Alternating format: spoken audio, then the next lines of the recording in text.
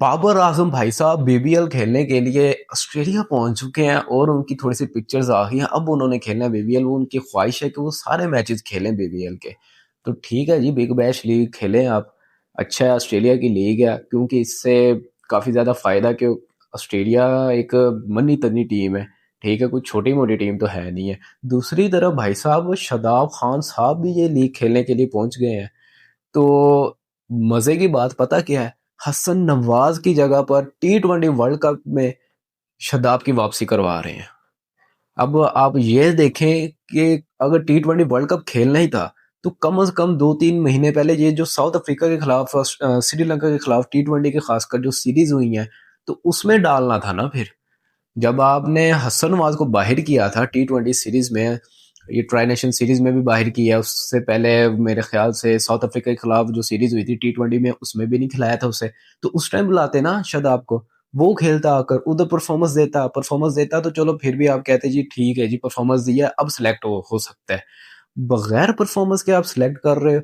उसके बाद अब श्रीलंका के खिलाफ जो सीरीज होनी है मेरे ख्याल से 8-10 जून को, कोई 8 जून को पहला मैच होना है। ओ सॉरी, जनवरी, जून तो किधर चला गया मैं भी, क्योंकि बात ही ऐसी है कि दिमाग घूम जाता है भाई। तो उस टाइम में इसको खिलाया जाएगा जी, 8 जनवरी को। तो भाई साहब बात सारी इतनी है कि आप बीबीएल खेल रहे हो, आप डोमेस्टिक खेलो, इधर पाकिस्तान की खेलो ना सारा कुछ। आप जाकर सीधे ही वो लीग खेल के उसके बाद T20 के वर्ल्ड कप के स्क्वाड में आ जाओगे। बड़ी बात है ये। सबसे जो सही धचका जिसको लगे ना वो हसन नवाज है। उसे इतने मौके मिले, चांस मिले हैं, वो भाई इस टाइम दुबई की जो लीग हो रही है ILT, उसमें भी कुछ नहीं कर रहा। अंडे अंडे पर आउट हो रहा है हर मैच में। एक मैच में कोई 10-11 स्कोर किया होगा 3-4 बॉलों पर। तो मतलब कि उसका वो खाता ही नहीं खुल रहा। साल होने वाला है। एक न्यूजीलैंड के खिलाफ एक सीरीज आ गई थी, न्यूजीलैंड में जाकर उसने कोई 56 बॉलों पर 100 ठोका था। तो हमने कहा था भाई साहब हमें फिनिशर मिल गया है, जो नॉट आउट आया था। उसके बाद भाई उसने पूरे साल की कसर निकाल दी थी उसी मैच में। उसने फिर ठान ली कि भाई अब नहीं, अब मैं 2 साल कुछ नहीं करूंगा, आप जो मर्जी कर लो मेरा, बेशक खिलाओ ना खिलाओ, मैं अंडे पर ही आउट होऊंगा। साइम साहब ने भी काफी अंडे तोड़े हैं, फिर जाकर थोड़ी सी फॉर्म वापस आई है उसको। हम ये है कि अब उसको इतना खिला लिया है कि अब हम यही कहेंगे भाई अभी खिलाओ भाई, फिर यही कह सकते हैं, क्योंकि थोड़ा बहुत अब स्टार्ट अच्छा देने लगा है। एक आधा मैच बीच में निकल जाए ना वो फिर भी काबिले कबूल है। लेकिन आप इतने मैच में फ्लॉप हो जाओ यार, हर मैच में फ्लॉप। अब शादाब को चांस मिल गया उसकी जगह। ठीक है भाई साहब, अब अगर ये शादाब साहब ना चले, अगर वही फुल टॉस की बॉलिंग रही, तो फिर क्या होगा इसका? ये तो अवाम ही नहीं छोड़ेगी।